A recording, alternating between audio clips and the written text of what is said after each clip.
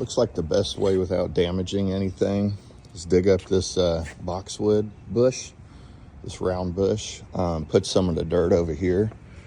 Now we've got a small machine that'll fit back here, so we'll dig that bush up, set our machine back up here, at least to that grass, and then we'll have a little trench and we'll bore underneath here. And then over here we'll create an access pit where we'll pull the pipe back this way.